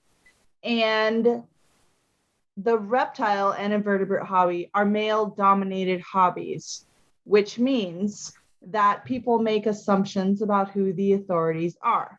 I've proven myself to be an authority. I've proven it. I've proven it time and time again. However, what I see is that people question me about my practices, about my breeding, about all kinds of things, my behavior with the animals. Often, and according to my interpretation, because I'm a woman, because I've seen men doing the exact same thing, and they're not questioned and they're not degraded for making the same choices, which are the appropriate choices in my opinion. And when someone disagrees with me or just doesn't like the sound of my voice or the color of my hair or anything about me, then I'm immediately, let me stay factual. I'm frequently sexually degraded. Then they'll say things like, you shouldn't keep a tarantula in that. You're a fucking whore. I'm a whore. Well, or instead of watching my content, people are going to disagree or make judgments based on my appearance versus my keeping. And I have asked Dave Kaufman, Brian Barczyk, anybody who's online, Billy Rose, how much sexual harassment do you get? And how often are viewers commenting on your appearance? And they all say almost never. And so to me, people are either judge me, they'll either say, if they disagree, then they want to degrade me sexually, which that doesn't occur. That doesn't happen to men, according to all of the men that I have interviewed. And also people question what I'm doing purely because I'm a woman. It's happened 1,000 times.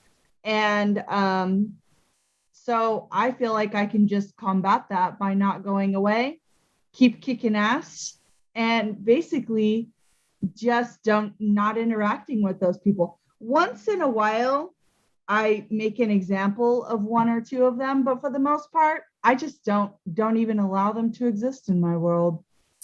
Well, I mean, just for the record, maybe if you stop sounding so bitchy about it, people wouldn't call you a whore. But whatever, that's cool.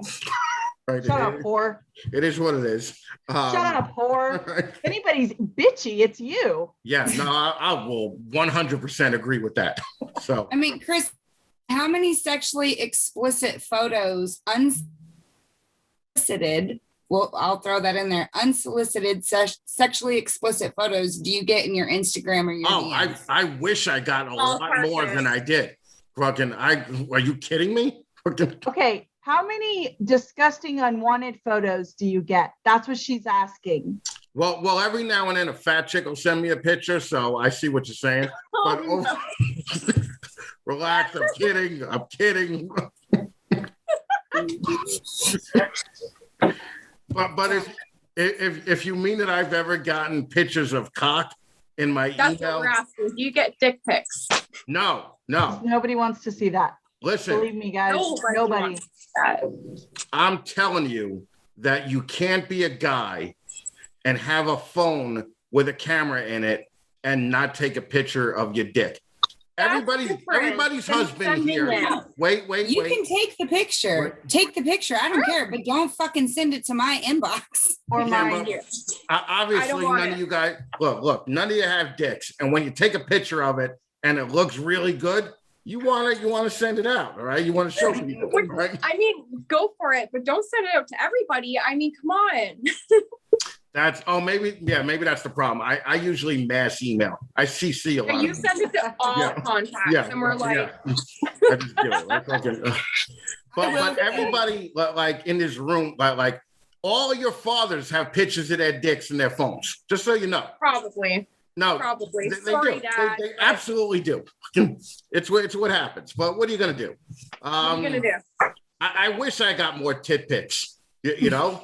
I will say, I want to add, just for the sexism side of things, since we're on the topic. I mean, I experienced it when my first big show was Arlington back in April.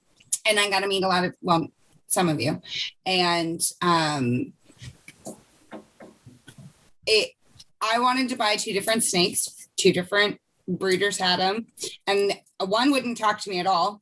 And the other one completely wrote me off. So me being the asshole I am, grabbed a couple guys.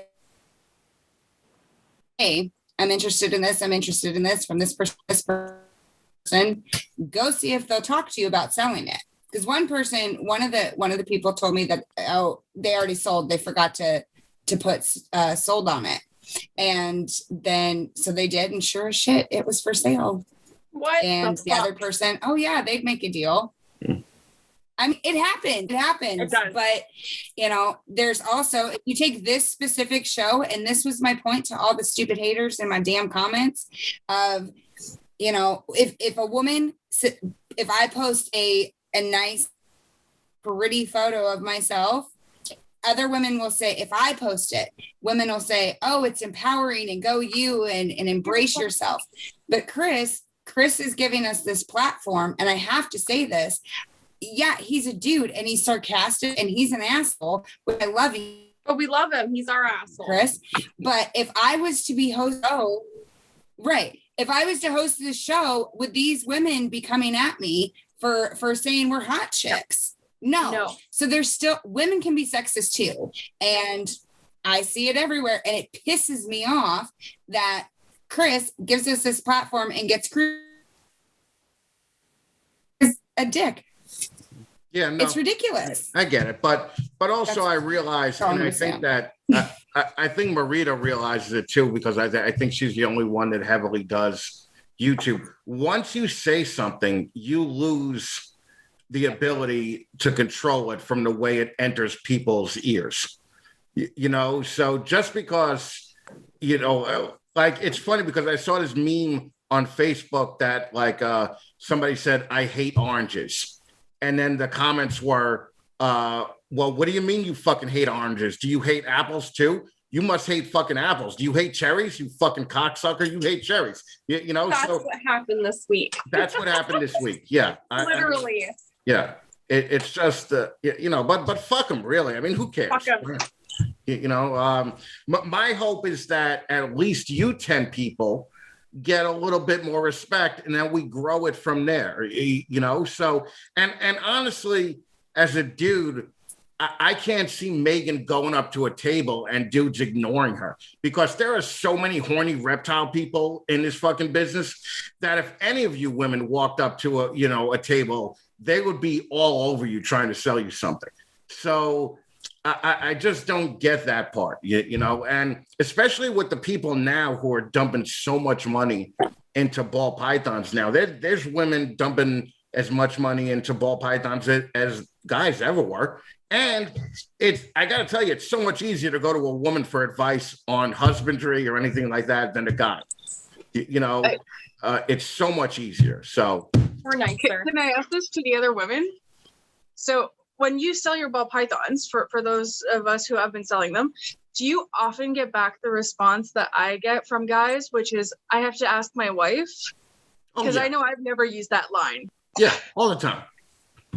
All the time. I've gotten 15 emails back and forth, and the guy on the final email said, let me just double check it with my wife and I'll get back to you tomorrow. And he's gone, you know? So there's cocksuckers in every industry. So I don't really, I think that's part of doing business, you know, is the assholes that just want to waste time.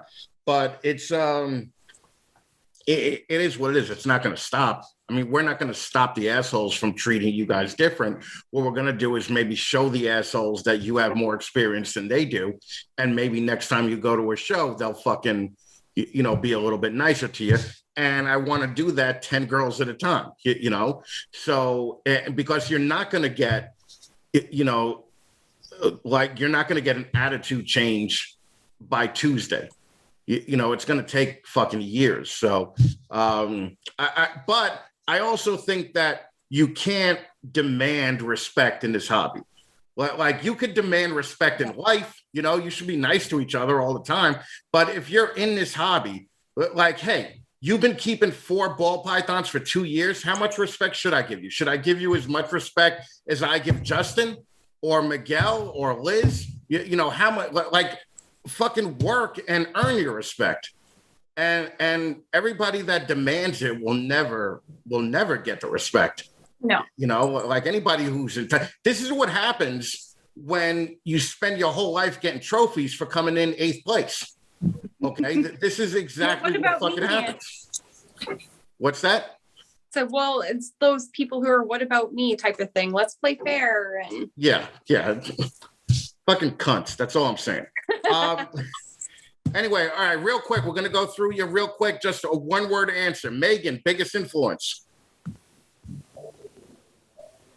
There you go. All right, I'm glad I prefaced that with let's rush this. Meghan, unmute. Shit. Billy. Biggest influence? Yeah, it's Billy from Mutation Okay. Creation. Okay. Marita, biggest influence.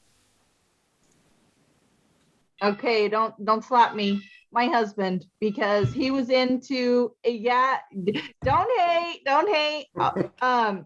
He was in it before I did. He brought me in, and we're like tag teaming it every day. And he's a badass. So, All right, he is ahead, a Nate. badass, but I wouldn't have picked him. But okay, but fucking. you don't know things about him that I know. No, I know. I heard he's hung down to his knee. Is that sexist? Exactly. Is that, you know, yeah. Is that okay? Kim, biggest influence.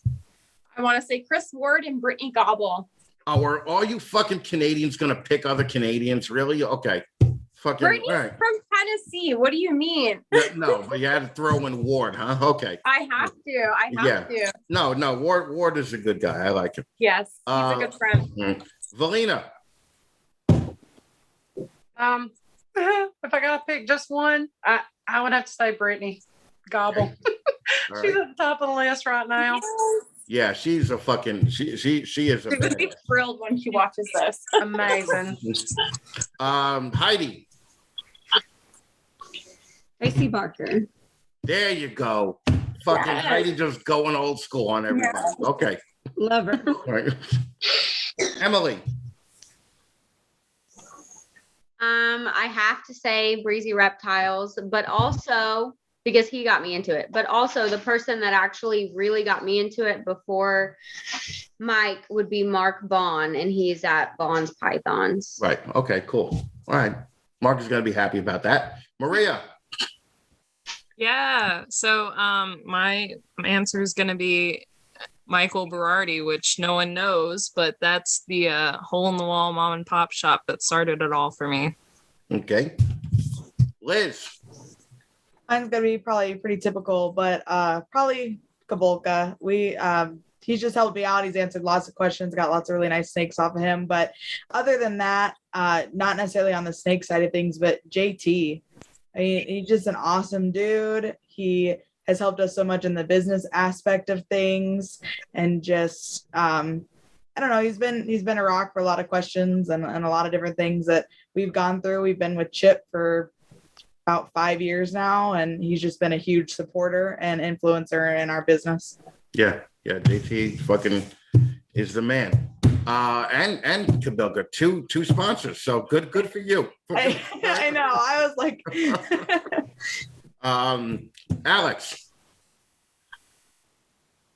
When it comes to the Tegu work monitors, nerd. But ball python wise has to be Billy from Mutation Creation. He's helped me out so much over the last year. Okay. Rachel. So mine is actually Jack and Heidi. They have always Boom. been I so told willing you, to Heidi. answer all my questions. And JT's also been, a great help. And Kevin with KDF. I mean, those guys, they've been so awesome to me and have answered numerous amounts of questions, probably more than once. Okay.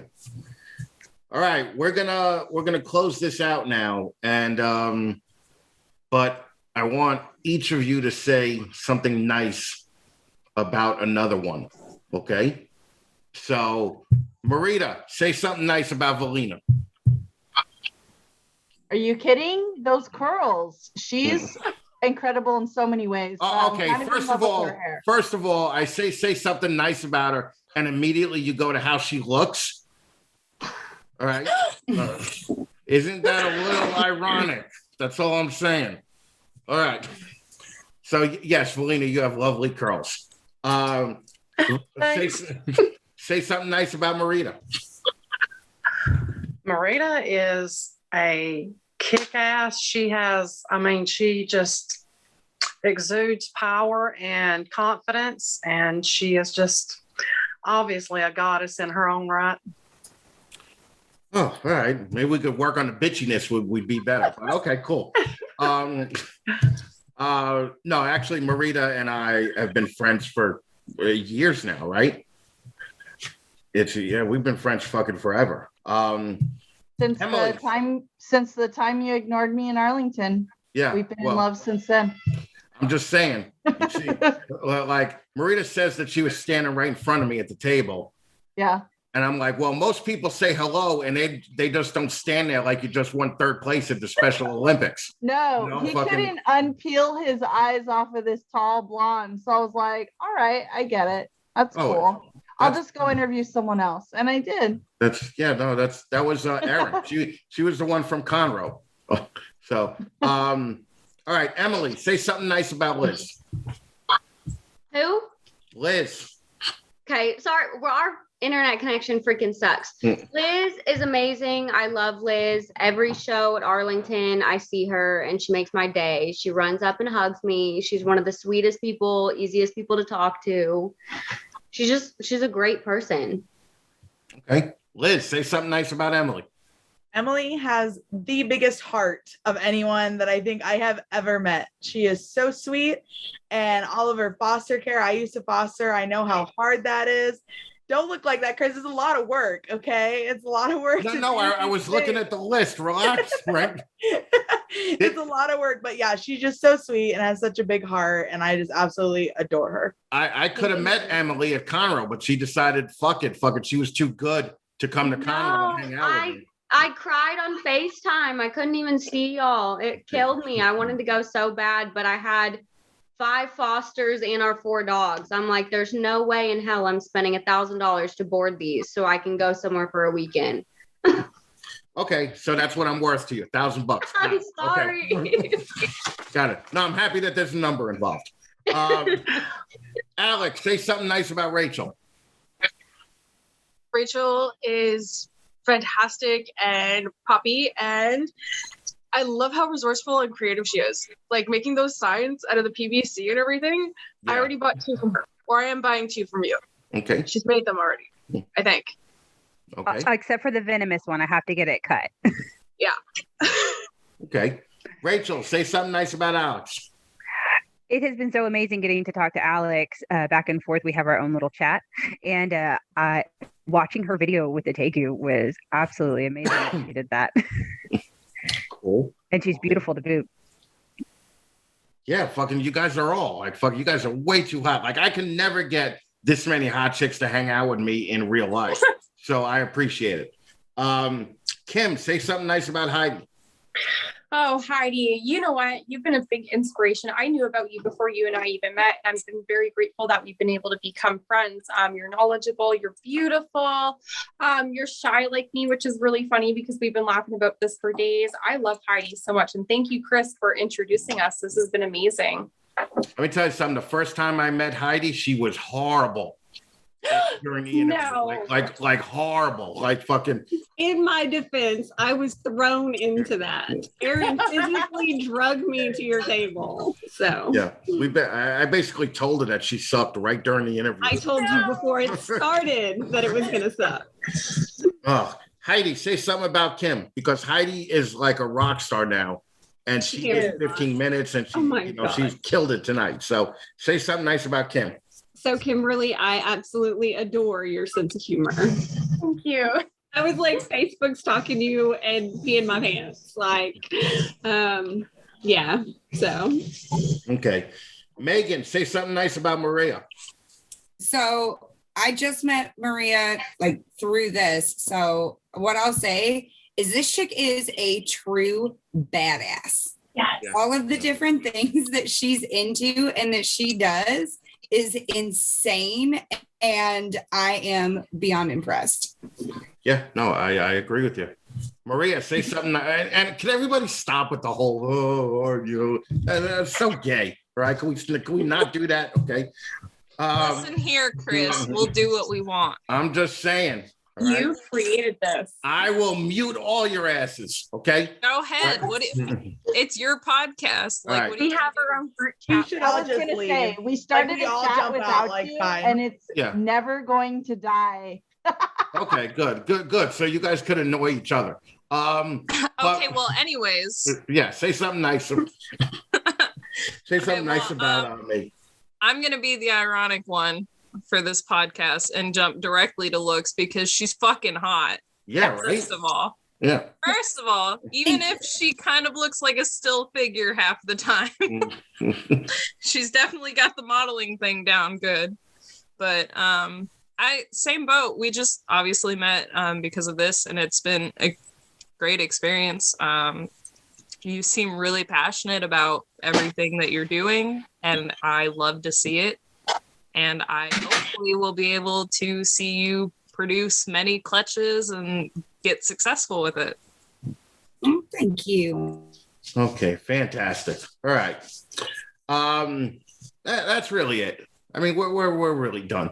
Rachel, how do people get in touch with you? Lone Star Reptile Racks on Instagram and Facebook. And right now, Robert at Lone Star Reptile Racks at LSR Reptiles at gmail.com. Okay. Alex, how do people get in touch with you? On Chromaflex Reptiles on either Instagram or Facebook. Okay. Liz, same question. Yeah, it's KE Royal Reptiles on Instagram, just Royal Reptiles on Facebook. And then we also have a video podcast called Reptile Revolution on YouTube as well.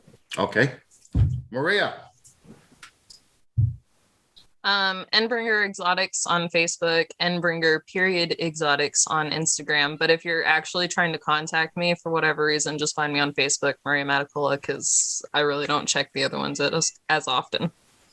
Oh, okay. Emily. It's going to be same thing. Basically with Maria, we don't check any of his pages. It's just going to be our personal pages. So Emily Krug or Mike Breezy. Okay. So it's Krug. I always thought it was Krug. Yeah, Okay. it's Krug. Beautiful. Heidi. You can find us Facebook, Southern Star Reptiles, or it's Heidi Jack Dunlap on Facebook personally. Yeah. And Instagram is Southern Star Rep. And we also have Morph Market, but we don't have anything on there right now. So Okay. Can I just tell all of you that I didn't know that Heidi's husband was named Jack when I first met them. I thought it was some dumb hillbilly shit. It was just like, I'm Heidi Jack, and fucking I had no idea what Jack's name was. Anyway, Valina, how did I get in touch with you? Heathen Herbs, Facebook, Instagram, Morph Market, trying to do a little bit of TikTok stuff too, but Heathen Herps anywhere we're at. TikTok. Jesus. Kim. Well, on Facebook, I'm Snakes and Barbells, but if you want to actually get in touch with me, it's just Kim Jawborn, or with Instagram, it's Kimberly XO. I know. I haven't done any business stuff yet. I still do have socials for my stuff, but just hit me up by my name. Okay. Marita. Deadly Tarantula Girl at yahoo.com. I'm Deadly Tarantula Girl on YouTube, Facebook, Instagram, TikTok, and Yahoo. Okay. Meghan. So Wonder Woman Exotics on Instagram, or you can email me wonderwomanexotics@gmail.com. Beautiful. Ladies, thank you so much for taking the time to do this. I appreciate it. Hopefully people, well, I'm pretty sure people are going to watch this after this week. So I'm proud, I hope that everything works out. I hope that everything was to your liking. And I just want to say thank you again for knocking this and spending your Friday night with me. So. Oh, it's been a pleasure. Thanks for having us. Thank you. Thank you. Thanks for Alright. introducing us to each other. I could have been on the beach right now. And thank you, Chris, for making us all friends. Yeah. That's what I do. Absolutely. That's what I do. I bring people together. That's what, that's what they used to call me in high school. The people bring together guy. Right? Very cringy. All right, guys. Have a great rest of the night, okay? You too. Bye, You guys. too. All right, thank you so much. Girls, bye. All right, bye-bye. Bye. Well. Looks like these women came off as intelligent, knowledgeable, and some of them probably know more than most guys that you deal with in this hobby all day, every day. I want to thank the 10 ladies that came on the show and put up with all the bullshit of the previous week, and I want to thank you guys for actually giving this show a chance and actually watching it, and hopefully, I think that. Are we going to change how women are treated in the hobby in a week? No, but hopefully we'll do it 8 to 10 women at a time with more of these all hot chick episodes. So, guys, thanks for sticking around. New podcasts come out on the 1st and the 15th every month. We do open Zoom calls for reptile keepers every 2 weeks. And if you're in a position to help the channel out, please join our Patreon under Snakes and the Fatman. So thanks a lot, guys, and I'll see you on one of these things in the next couple of weeks. Bye-bye.